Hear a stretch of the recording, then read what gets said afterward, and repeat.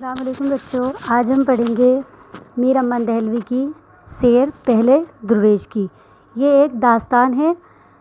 میر امن کی داستان باغ و بہار اردو ادب کی وہ نثری تصنیف ہے جس نے اردو نثر کو ایک نئی زندگی بخشی اور ساتھ ہی جدید نثری بنیاد بھی ڈالی۔ یہ کتاب 4 درویشوں کی آپ بیتی ہے۔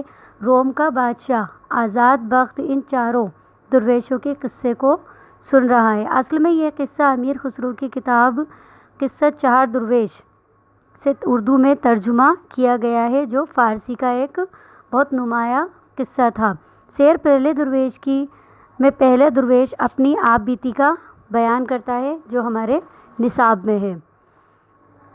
اس میں بتایا ہے کہ جب تک اس کے پاس، یہاں ہم پہلے درویش کی بات کر رہے ہیں، کہ جب تک اس کے پاس دولت، مال و اسباب رہتا ہے، وہ کس طرح دوستوں اور احبابوں سے گھرا رہتا ہے، ساری دولت عیش پرستی اور جوئے میں کھو دیتا ہے۔ اس طرح وہ کنگال ہو جاتا ہے اور پریشان ہو کر اپنی بہن کے پاس چلا جاتا ہے، اور اس کی بہن اس کی کس طریقے سے مدد کرتی ہے، ان سب چیزوں کا بیان یہاں پر کیا ہے۔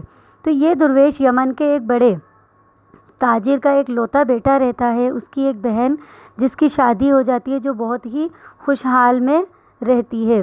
اس کی شادی دمشق کی شہزادی سے ہوتی ہے۔ اس شہزادے کے والد نے اس کے لیے ہر طرح کے عیش و عشرت اور تعلیم، ہر چیز کا انتظام محل میں ہی کر رکھا تھا۔ یہ ایک بہت ہی اعلیٰ درجے کے تاجر کا بیٹا تھا۔ اچانک ایک ہی سال میں والدین کا انتقال ہو جاتا ہے اور وہ یتیم ہو جاتا ہے، جو بے انتہا دولت اس درویش کے لیے چھوڑ جاتے ہیں۔ اتنی دولت دیکھ کر اس کی آنکھیں کھل جاتی ہیں اور رات دن دوستوں کے ساتھ عیش پرستی اور ناچ گانے میں زندگی بسر کرنے لگ جاتا ہے۔ تجارت وغیرہ کا کوئی بھی خیال نہ رہتا ہے، کہاں سے دولت آ رہی ہے اور کہاں جا رہی ہے، کچھ بھی ہوش اس کو نہیں رہتا۔ غرض کے کچھ ہی وقت میں دولت ختم ہو جاتی ہے اور سب دوست اور احباب ساتھ چھوڑ کر چلے جاتے ہیں۔ اب اس کے پاس کوئی بھی مددگار نہیں رہتا، یہاں تک کہ فاقوں کی نوبت آ پہنچتی ہے۔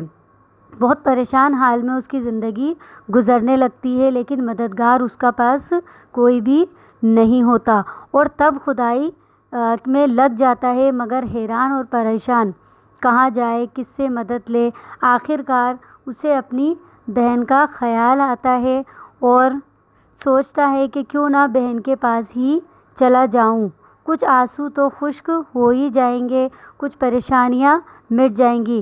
جبکہ یہ بہت ہی اس کے لیے شرمناک بات تھی کہ ماں باپ کے مرنے کے بعد اس نے کبھی بھی بہن کے ساتھ کوئی سلوک یا راہ رسم نہ رکھی تھی، لیکن مجبوری ایسی تھی اور بے حیا بن کر بہن کے پاس اسے جانا ہی پڑا۔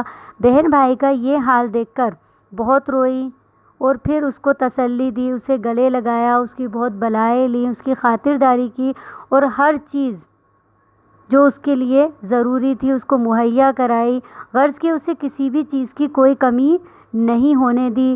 جب بہت دن اسے یہیں رہتے ہوئے ہو گئے تو ایک دن اس کی بہن اسے کہنے لگی کہ اللہ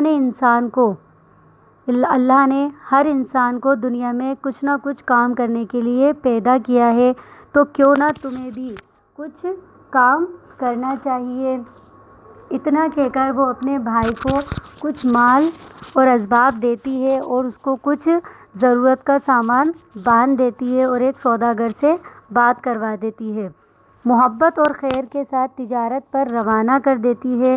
ملک دمشق، جہاں اسے تجارت کے لیے جانا ہوتا ہے، بہت دور کا سفر تھا۔ پہنچتے پہنچتے اسے رات ہو جاتی ہے اور وہاں کے دربان، جو ملک میں داخل ہونے کے دروازے پر تعینات تھے، انہوں نے دروازہ نہیں کھولا۔ کافی کوشش کی، جیسے تیسے ملک میں اندر چلا جائے، مگر ناکام رہا اور شہر کی دیوار کے نیچے ہی چکر لگانے لگا۔